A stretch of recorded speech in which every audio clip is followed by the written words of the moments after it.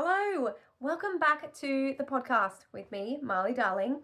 This episode is all about things that I do in my life to track my life, to plan habits, to kind of organize my life in general, to get it all together. And I've heard something recently on social media going around called the Type C personality. This is about being a Type C personality. It's where you want to be a Type A, you want to be organized, but you need a lot of help and you can't quite get there. It's like chaotic ADHD energy, but the type of ADHD where you are a planner.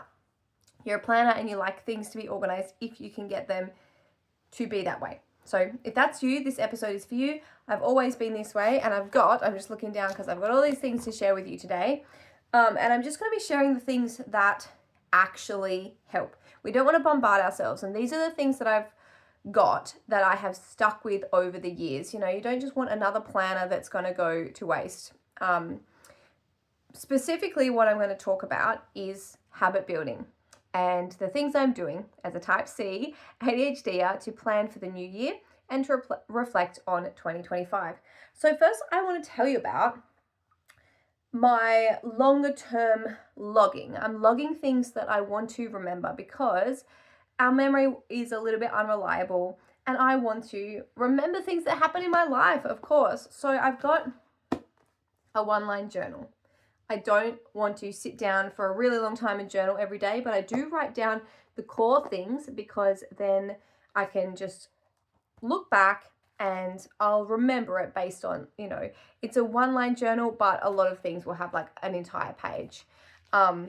The other thing with this is I can look back if I've forgotten, like, what did I do this week or when did I do this thing? I can look back on it and I can see what we've done. I've been doing this for about 5 years. What some people do is they can pick any given day, like today. If I pick today's date, I could go back through my last year's journal, a few years back journal, and see what I've been doing on that day throughout time, which is a really cool thing to do. And it's interesting to do that every day and kind of see how you do things around the same time every year and how traditions kind of naturally form. Like today we went down to the beach and it's definitely the time of year between Christmas and New Year that we'd usually go down to the beach without really actually thinking about that. And there's been things like that, like making pumpkin soup or having a campfire. We end up doing it at a similar time of year every year, just naturally. Then my other one is like a long-term book, which I have lots of things in that are relevant. I write down all the books I read. I write down all the media that I consume, just because I want to kind of look back and go, hang on, what year did I read that? What year did I watch that show? But mainly what I've got in here is timelines. So I take my one-line journal, or I really do it throughout the year, and I write down like the big things. So I can see that in 2024, I got a new car, I went to the circus, we went on a particular camp, we did a fun run that had like color and foam, which was really cool. So these are like the big things of the year, and I can easily look back over, like, it's a, 1 or 2 page spread for the whole year, and it's just lets me reflect and see all the good, amazing things that I'm doing in my life and all the fun memories we have. So I love that book too. That's my timeline one. So those are kind of my long-term trackers and things I want to remember. The other thing I've started doing in a book somewhere, I think it's in this one, the timeline one, is that I'm writing down, this is the year that. So this is the year that I went to New Zealand. Last year was the year that I went to Queensland for a 3-week road trip. It's the year that I upgraded my car. It's the year that my kids learned to fry their own food. It's the year that, what have I got here? I restarted my podcast. I started a blog. I got chased by a wombat. I found a silver hair. Follow me on social media if you haven't heard some of these things, because I share little anecdotes there. And that's just interesting to look back and go, okay, 2025 was the year that those things happened and the year that my life changed in this little or major way. So I love that. So those are my kind of, one more thing. In this one, I also write my totals for things I want to track. So maybe like how many books I've read, how many times I've been to the beach, how much I exercised, that's pretty much it. A lot of different types of exercise. But I don't track everything. I do track like my hydration on my watch because I want to know each day how much I need to drink more. And I track my steps a bit, but I don't write them down long term. That's more for interest in, like I said, how many times I go to the beach is interesting to see how that changes over the years because I live so close to the beach. And I just like to track some things like that. And I like to track how many minutes I listen to podcasts throughout the year. And I can see kind of trends with that. I can see that I'm listening to less podcasts and reading less books lately, which is interesting. It's because my life is fuller in other ways. So those are just things I like to track. And if you start tracking things in your life, sometimes they naturally fall away. And it's really important to think about, well, what is the point of this? What do I want to get out of this? Because you don't want to just be tracking things for the sake of it. There's some things that have kind of I've been tracking and then I just don't bother anymore. So I just archive those in my little habit tracker. I've got an Android and I think it's just called Habit Tracker. I love it because it's got graphs and things like that. So if you're nerdy and into that kind of stuff, it's really helpful because it has several different visual representations of the thing that you've plugged in, which I really love. But there are things that I've been doing it for 3 years in there now. So I can see across the years how much I've been doing the things. Like I said, with the beach, I can see the trend of how often we're going to the beach. I find that really interesting, but I'm not going to do it for absolutely everything. I just keep the things that are actually important to me. And that's really important because you don't want to bombard yourself and just be, you don't want to make things a chore. You want them to be for a purpose. All right, so moving on from that, I've been envisioning my year ahead. I've been thinking about the overall vibe, how I want to feel, what my focus of growth is, and then my word of the year that kind of encompasses that. So this year, my word of the year was expansive. I wanted to expand in certain ways. I wanted to expand more in my business. I wanted to expand my comfort zone. I should have written it down somewhere. I don't think I wrote it down at the start of this year, actually, what I wanted that word to mean. I don't think I wrote it in this timeline life book. So for this year, I've made that change that I want to write the clear goals at the start of the year in relation to that word and what I want to achieve. Because I kind of write it down in the sense of doing a wheel of life, how satisfied you are with every area in your life, and then going through and thinking about how you want that to look. But this year, I've actually written it down in here because I think it was on a piece of paper at the start of this year. So that was my word of the year, expand. And I feel like I've expanded in so many ways. I physically expanded my car. I upgraded my car. I've expanded my adventure level. I went to New Zealand, so that was a part of that as well. This year, for 2026, my word of the year is frolic. Because it's my year of yay and I want to play more. I want to be more playful in everything I do. I want to feel lighter. I want to be more engaged with my kids. I want to get involved in life. I want to move around more with my body just in everyday life. Just wiggle, shake, do a little dance. And also in bigger ways, like go outside. I got a basketball hoop for Christmas, which is great. We played with that last night. Just the family went outside at 7 p.m. It's beautiful and sunny here because we've got daylight savings. It's light until 9 p.m. And we just had a little play of basketball for like half an hour and it was excellent vibes. So this is what I'm bringing into 2026 is I'll get to that in a second. It's bringing more play into everything I do. So my word of the year was going to be play. And then I thought, well, it's a bit like direct and literal. So what else could I call it? And I came up with frolic. And then my symbol of the year, because it can be fun to have a symbol, you can get little trinkets that have this symbol. You can draw pictures with this symbol and use that as a reminder for the way you want to feel, for how, like the direction you want the year to take. And I did a temp tat. I've got tattoo pens. That's my little daisy there. So that's my symbol, is the daisy. And that's to remind me to play. And anytime I see a daisy out in the world, like a real daisy or the image of a daisy, that's a little reminder for me to feel light and play and frolic. Oh, the black cockatoos are here, sorry. They just flew down and they're squawking. And as part of this word of the year, I come up with a guiding question, and that's to put the word of the year into practice. So my guiding question is, how can I bring more joy, fun, and play into this? Whatever it is. Right now, podcasting, how can I bring more joy, fun, and play into this? And it's by sitting comfortably in my room, wearing comfortable clothes that I want to wear, playful clothes, color. It's by just being relaxed and silly with you and not worrying how I might look or if I should be more professional. It's having this kind of more relaxed vibe. It's coming to it with a lighter energy. And I could make some bigger changes. I could go, well, I want to play with this more, so I'm going to change my background, or I'm going to go for a walk and do it. I'm not going to do those things because I don't feel like doing them at the moment, but those are examples related to the podcast. But in general life, how can I play more is, how can I play more in this moment when my kids are playing? I could go and play with them. How can I play more while I'm at the beach with my kids? Well, I could go in the water and I can swim with them as well, instead of just sitting at the sidelines. How can I play more when it comes to moving my body? If I want to exercise more, if I want to get my steps, then how can I bring play into that?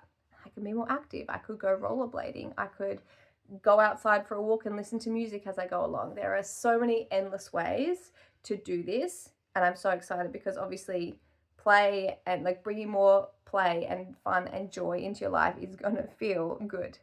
It's going to make me happy and joyful and have more fun. And having that up somewhere. Okay, I'm going to show you my sheets of things. Let me see. What did I show you already? I said to show you my journal. So I've got my one-line journal, and I've got a brand new one for each year. I said to show you my planner. I don't have that right here, but I have a really basic planner for every day. It's like a little calendar and then a to-do list for the week. And then each day I just like pull a to-do. If I'm definitely going to do it that day, if I have to, I put it on the day. Otherwise, I can just stay on my running to-do list because I don't overwhelm myself with to-dos. They only get done in incremental bits. I like to just have 1 to 3 things per day and then focus my day on other things, not just to-dos. And everything gets done still. I've got a calendar on the fridge, my ongoing journal that I want to track. Okay, so then I want to show you these things I've got, ways that I'm tracking various things that I want to do. So I don't have too many goals. I'm going to put up some posters this year on my wall in my bedroom or like on the inside of my closet so I can see them every day as reminders, because sometimes you can forget. I totally forgot that my symbol for this year was echidna. At the start of the year, it was all fresh. I was seeing echidnas around and I was like, yes, echidnas expand. They relax and expand out, and they're strong and tough on the exterior, but they're so fluffy as well. And anyway, I forgot about that. So I've got my little poster which says 2026 Frolic. It says word of the year, Frolic. It says my guiding question, how can I bring more fun, joy, and play into this? Sorry, it's backwards for you. That's a bit lame. Hope you can read backwards. I've got a catchphrase, choose happy. That's a little reminder. That's not necessary, but it's fun. My symbol is a daisy, and then there's a little like mindset reminders to kind of get me in the mental state of frolicking. So choose the bigger life, act how you want to feel. Energy creates energy. Those are my little reminders for how I want to feel. So I'm going to have that up on the wall. And then my goals, where are my goals for the year? I only have 3 goals because I want it to be so simple. 2026 intentions, and it's like an embodiment of that wanting to play. My 3 goals for the year are prioritizing play, having a peaceful body and mind, and progressing in my business. And all of those things will come under play. I want to do all of those things in a playful way. So I've written those things down. And then other ways I'm bringing play into this year is I've got my 26 to 26 list, which is from Gretchen Rubin. And it's just some fun things you want to do throughout the year, anything you want to get done. So some things could be to-dos, like we need to upgrade our couch. There's a few things I want to get. I want to do some things in my business, but a lot of them are fun things because I want to focus on fun this year. And then related to that, I have a list, and these are just suggestion lists. They're not things to tick off necessarily. They're for when I want to do something, when I want an idea, I will go to these lists. That's what these are for. So the poster of my word of the year is a bit of a reminder, and these are just things I can go to and look at. So I've got a list of potential adventures because as part of my year of yay, I want to do adventures more often. And have a day a week where I'm kind of getting out of the house, but I don't want them to be structured. So I've got these ideas here because I don't like being forced into a box. I like having that flexibility, and we'll talk about that in a minute, I think. And then I've got a list of bushwalks, and I've done enough that I can do roughly one a fortnight. But in general, I just want to be having more fun and more adventures. So I will naturally get out of the house more. I will want to be doing things. And then I've just got these ideas and reminders there of things for me to do. Then I have workouts. This year I had a grid of 100 workouts, so I could be flexible about working out but encourage myself to do it. This year I've got 2 of them. One is for the more calm exercise and one is for cardio. So we'll see how I go. I thought I wasn't going to get it this year. I really slowed down until I started doing some calm workouts as well. And then I got over 100. I've done 110 maybe. I already packed it away because I already got it. But we'll see how I go with those. That's just a fun little grid that I can add to. Instead of having to tick it off each week, it can be flexible. So if I have periods of sickness or anything like that, but the general aim is twice a week. And again, this is just a tracker. It's just to see how I go. There's no pressure. We don't want to add pressure onto the things that we do. And everything I'm sharing with you is just a little idea of how you can write down the things you want to achieve. You can write down your intentions and have fun little trackers for you to do them. And I'm mainly just sharing how I'm doing it. This is it's a big grid. It's a lot of things. My friend looked at it and said, wow, that's a lot of things you want to do. These are my daily habits.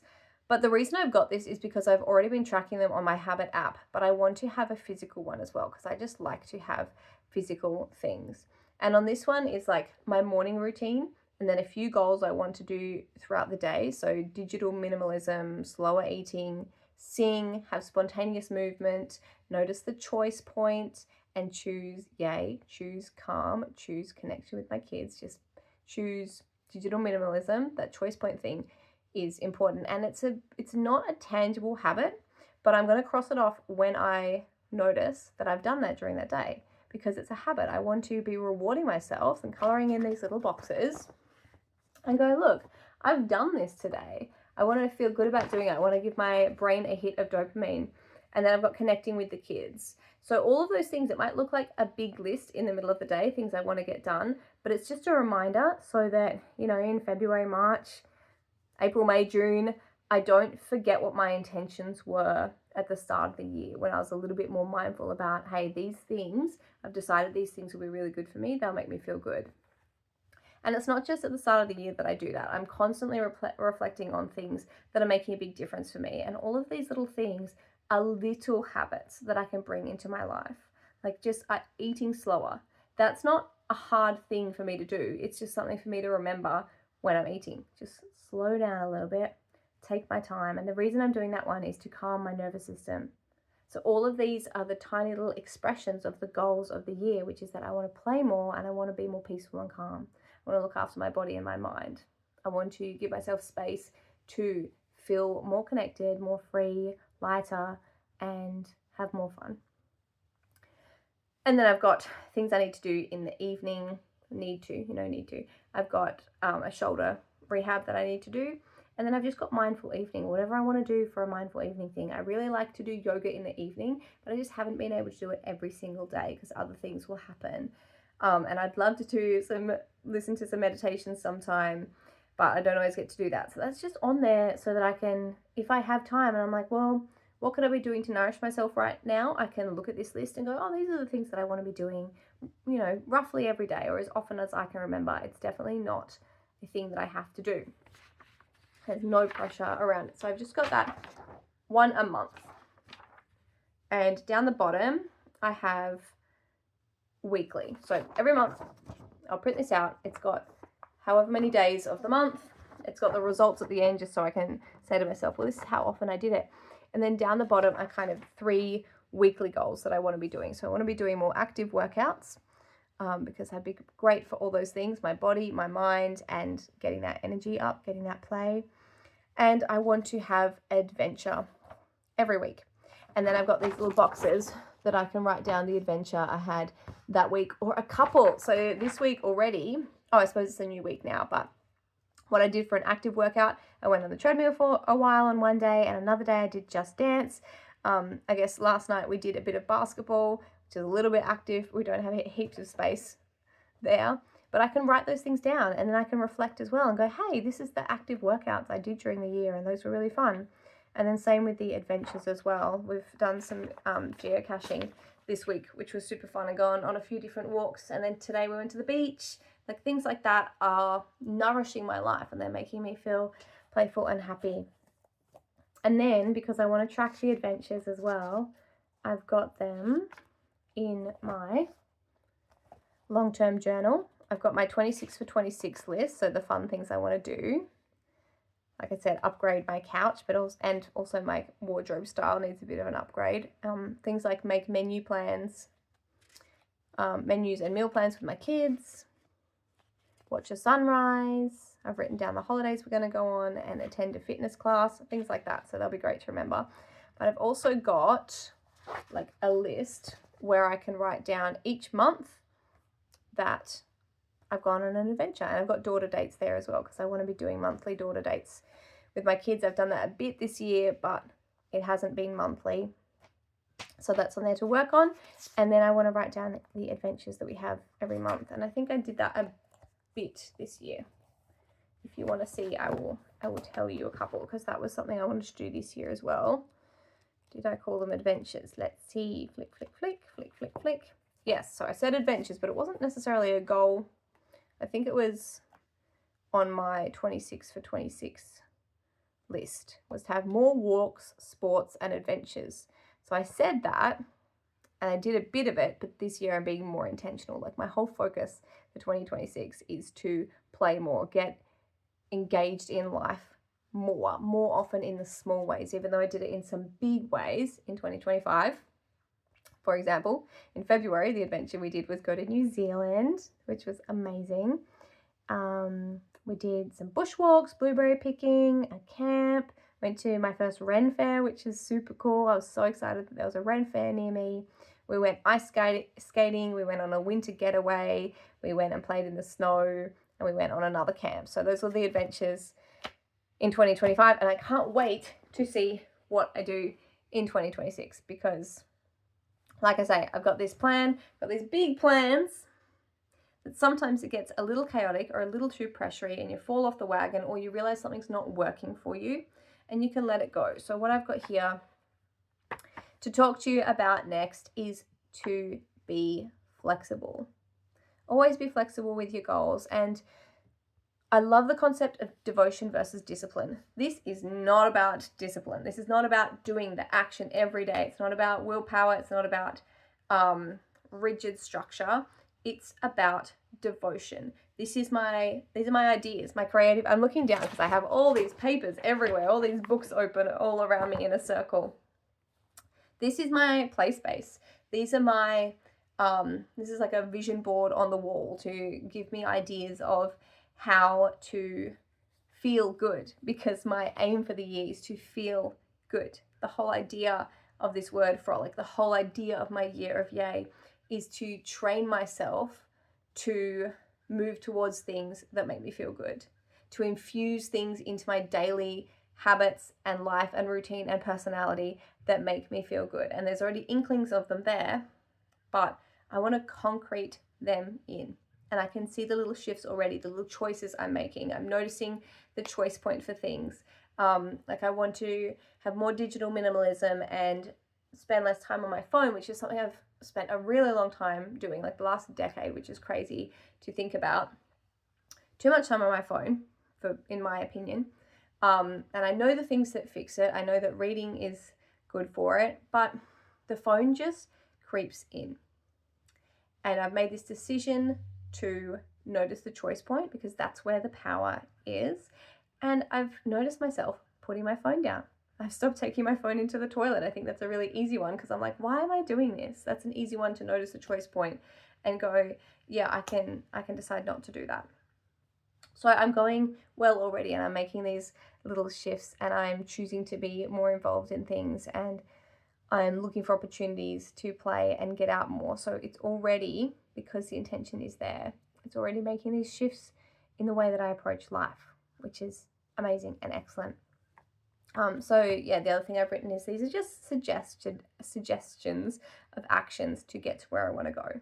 The actions aren't the thing you're focusing on. The outcome is the thing you're focusing on. And that's where devotion is more important than discipline, because devotion is the why am I doing this? What am I doing this for? Whereas discipline is I must do this action because I've told myself I must do this action to get somewhere, but the focus isn't on the somewhere. So devotion, it wins every time, especially if you're neurodiverse. Discipline is too hard. It's too hard. You don't want to do it. You're going to PDA against it, or something like that. Not all of us have PDA, but you might get tired or whatever. So being devoted to the outcome and being flexible in the way that you can make it happen just makes it far more likely that you'll stick to it and you make it happen. If I'm devoted every day to moving my body, that's far more likely to happen than every single day I must go for a 45-minute walk in this particular place at this particular speed. Maybe I'm going to make myself jog. I'm not going to do that. I'm not going to make myself jog. But I could do that for a bit if I was that kind of person. And then what happens if I stop? What happens if one day I get bored of that? Then the goal's out the window. But if the idea is to be devoted to your body, you ask yourself, well, what's something that I would do today if I was devoted to my body? Maybe I'd do yoga in the morning. Maybe I would be active when I go out somewhere. Maybe I'd take the stairs instead of the elevator or whatever because I'm an active person. That's what devotion is. All right. I've written down about my 26 for 26, which I already shared with you. It's things I'd like to get done, not about to-dos. It's fun items without pressure. Pressure can lead to PDA. And remember what it feels good to have done. What feels good to have done. That's what all of this is about. It feels good to do more singing. It feels good to have more digital minimalism. It feels good to work out. So that's a workaround if an action doesn't feel appealing. Ask yourself, what feels good to have done? What have I felt good afterwards in the past? Because people with ADHD or neurodiverse people, their dopamine doesn't work in the same way. You don't get a hit of dopamine before you do the thing. You don't get it in anticipation of the thing. Most people get that hit of dopamine first, and that gives them the motivation to do it. But for ADHD people, we don't get that hit of dopamine first, which means we can be unmotivated and feel like, oh, I know I had fun last time, or I know it was good for me last time, but I can't be bothered right now, or it won't be fun this time. And it took me a while to learn that. I just have to tell myself that, hang on, I did have fun last time, so even though I'm unmotivated, I have to consciously make the decision to do the thing and then see how I feel once I'm doing it. And pretty much every time it's reliable, right? If you have done something 10 times over and you felt good when it's done, the chances are that you're going to feel good when it's done. But if you don't feel good starting, that's not an indication of how you'll feel during or after. That's a very important lesson to learn. Let's see. Word, symbol, wheel of life, reflections and intentions, media, timeline, monthly goals, which are going on adventures and writing that down, and active workouts are my weekly goals. I've got that wall checker. I've said to keep it simple. These are to check. It's to check afterwards, not to add pressure in the first place. It's mainly what I'm doing here is having intentions and overall word and guiding question, and all these other things are just helping me get there. So that's how I'm planning my 2026. I've got the overall intention. I've got 3 goals within that, and then I've got suggestions of how to do it. And I can be flexible within that. So that's that. I hope this has been helpful to give you a little insight of how I run my life as a type C or type A or whatever the heck ADHD I am. Keep in mind I've been working on personal development for the last 18 years. So I have done trial and error. I've read a lot of books. I've done programs. I am very into personal development. So if you're new, obviously just start small. Only use the tools that are helping you. That's the biggest, most important thing. But I definitely recommend, making choices and moving towards the things you want in life, whether that just be picking a word of the year or question of the year, or just writing out a 26 for 26 list, like some ideas of fun things that you could do in the new year. Or maybe you just want to have a grid of how many times you want to do a certain thing this year and just have one basic goal for yourself. Whatever it may be, good luck with it. It's very exciting to start a new year. I love New Year. I love New Year's planning, and I love being able to do it in a way that is about learning, like adopting something new and seeing who you'll become throughout the year, rather than it's not just about an outcome. It's not just about the actions you take and the things that you do. It's really about personal growth and moving towards being happier and healthier as the person that you are, and being more of yourself and being freer and lighter and more fulfilled in life. So thank you as always for listening to the podcast. If you're watching on YouTube, hi, that's really cool that you want to watch this video as well. I suppose, if you're listening, guys, sorry, I totally forgot that some of this that a ton of you are just listening. You can go on YouTube and see what I've been talking about, because I just held things up and assumed you could see, which was a bit silly. But hopefully you can get the idea from what I'm saying. I basically described what I have anyway. I've got different charts and grids and books and things. Nothing has to be too complicated, but it's on YouTube if you only listened and you want to see it visually. Now, we're coming to the end of the episode, and I want to share the little big thing, because I didn't share it at the start. I made a decision that at the start of an episode, I want to be telling you what the episode's going to be about, and then I say the little big thing, and then I get into the episode. But I just told you what the episode was going to be about, and then I got completely stuck into it because I like to talk about things. That's where my train of thought went. So my little big thing, it was amazing. My daughter was having snacks on a plate in the lounge room, which we don't really eat in the lounge room, but we were playing a game. So she had a couple of snacks and she finished eating what was on her plate. Then she picked up her plate and she walked it into the kitchen and she put it at the sink. And that's the little big thing. That's a huge thing. This kid used to be so PDA and just refuse to help, just be completely unable, just not have the capacity at all. And usually I'll clear her plate for her, or if I prompt her at the end of dinner, she'll clear one of her plates. Like if there's several, she doesn't feel like she can do all of it, but she will sometimes help, like if she's feeling regulated and she has that capacity. But this time it was completely unprompted, and it was during a game. It was during something she did. She just got up and did it without even thinking about it. There was no hassle, no effort, and then she came and sat back down. And that is amazing progress. Amazing progress. At the start of this year, I had to put so much effort. Like it was in my, I had notes to myself that every day I would have to work on my kids doing the basic things. Like I had all these tactics to help them get dressed, help them brush their teeth. I would try this, I would try that. I had a list to check it off for them. We have to do these tasks every day. And now here we are, less than 12 months later, and my kids are doing those things automatically. They get up in the morning, they brush their teeth, they get dressed. Sometimes they don't get dressed straight away, but it's just at some point they appear with their clothes on. Or if we're going out, they'll go and get dressed because they know we have to leave the house. And at bedtime, I have to prompt them for bed, but then they'll brush their teeth, they'll get their pajamas on, they'll go and lie in bed and read. And that's amazing, because I just spent over, well, depends when you count from, right? But I've spent a decade like having to struggle with every little thing. Every little thing, my kids were the classic fussing over their socks, fussing over brushing their teeth. Toilet training was hard because the toilet has sensory aspects to it.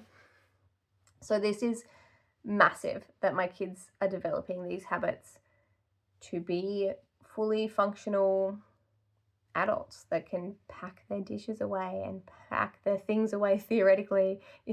We've still got a while to go to be consistently packing up things after we use them, but this was a little big thing. I'm so glad, because just it's nice to not have to do every little thing to pick up all the plates and put them away, or to find dishes sitting around where they shouldn't be. So it's like a breath of relief every time there's a breakthrough on something. It seems small, right? These things that we struggle with for so long, and you think they'll never change, even though theoretically your kids will grow up, they'll be adults, they'll be able to do things. But there's just a weight that you can't see, you can only feel, and you don't realize until there's a breakthrough that, oh my gosh, thank goodness. It's going to happen. It's going to be okay. They're going to learn all these things. They might just be somewhat behind. And they do say that with ADHD kids, that they are 30% behind, as a general rule of thumb, 30% behind their peers on emotional skills, social skills, and then I think some of these other skills as well, maturity levels. Although it's hard for any kid, but that was great. I'm so glad to see this trend, and I'm so excited to see where we are at the end of the year, because things have just been hard to get everything together, but they are, oh my God, on the upward trend this year. And this year has been great for me too. I feel like I have really mastered the things that help me stay regulated, and I've mastered the 5 pillars, my 5-pillar system, and now I can use that as a foundation to go to the next level and be happy and have energy and really have fun with my kids. And I'm just ready to put energy into life. So thank you so much. Sorry for thumping. Thank you so much for listening to the episode or watching the episode. And thank you so much for your patience. I know it was a couple weeks between doing episodes. And you know what's funny is the first or second week, I think I missed 3 weeks. I gave myself a bit of a break last week because it was Christmas and I just couldn't get the time. But one of the weeks before that, the reason I didn't record a podcast is because I forgot I had a podcast, which is crazy, because I've been doing this for a while. I've been doing it fairly consistently since about June, but I've had a podcast on and off for a couple of years, and I forgot it existed for a minute there. I just got caught up with my life. So that's why I need systems in place. So then I know, on this day of the week, I record a podcast. I usually have it written down on my planner that, I plug it in there to a certain day of the week, whatever day fits that week. I can be a bit flexible. But even my plan has kind of been, I don't know, just under things, or I don't know. It's a busy time of year. I got distracted with Christmas, you guys, but I just wanted to share that it's funny the things that we can forget about sometimes. So that's why I've written all my goals down, so I can review them and be reminded, and have it like a compass, I can see when I'm off path and just what's the word? Like adjust slightly to make sure I'm back on path. And that's the other thing, actually, I'm going to share before we leave. Do you know that for an aeroplane flying from one country to another, if they're even 1 degree off their little trajectory, they'll end up in a completely different place? And this is good news for you, because if you shift even one little thing in your life, you can end up in a completely different place. So that's why I'm such a big fan of personal development. That's why in my programs, especially my parenting programs, well, no, all my programs, because I'm going to be putting the parenting program within a program called Happier ADHD, which is for women, for ADHD mums, to get their life together, but get your life together in the way that you're functioning well, you're feeling good. I've got my 5-pillar foundations, and then I'll be sharing in future how I, went beyond that as well. But all of my philosophy is based on finding the small shifts that have the biggest impact. And yeah, I think it is especially important in parenting because it can be tiring. You know, it's harder to find the time and the energy, especially when you're already in patterns, to overcome the certain challenges that there are. So you need the small shifts that have the big outcome, big results. And if you make even the smallest shift, you'll end up with something completely different. If you do what you've always done, you get what you've always gotten. But if you put in a different input, you'll get a different output. So if you're interested in those programs, I think I need to check my website again. It needs a little bit of, I need to make sure that everything's set up how I want to set it up, because I'm going to change it how I do it in 2026. But that parenting program is up there and available. But the Happy ADHD is something that I will be creating, actually putting into form in 2026, because at the moment it's all a plan. I know all the aspects of it. I know my 5-pillar foundational framework, my 5 pillars of well-being that help you regulate. That's something that I just worked on for 18 years, basically. I wanted to crack this code. I knew that there was a way to function well as a neurodiverse person, and just that we are looking at it all wrong as a society. And even the professionals are trying to fix with Band-Aid solutions. They give these big strategies that feel like hard homework. And I'm like, no, there's something that we're missing, that we just have to learn how we work and then nurture that. So that's what my programs are about.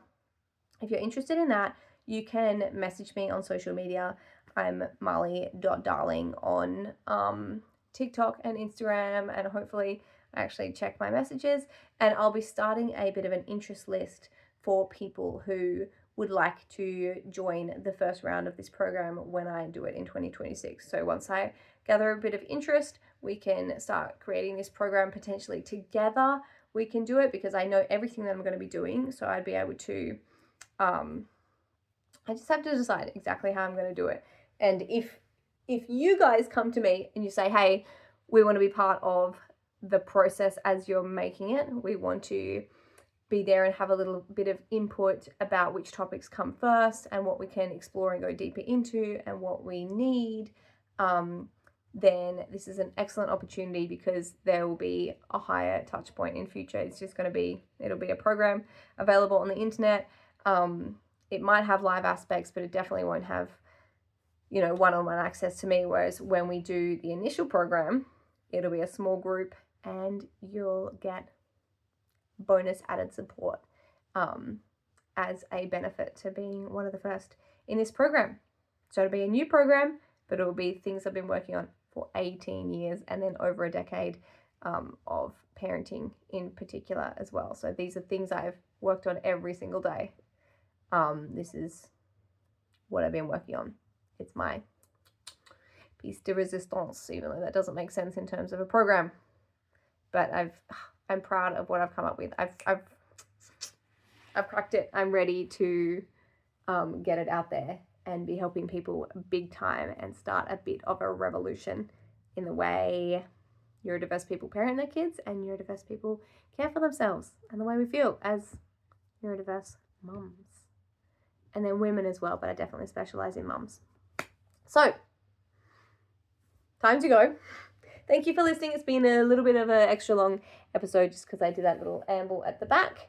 And I will talk to you in the next podcast episode, which, oh my gosh, will be in 2026. So, Happy New Year's. I will talk to you then. Bye.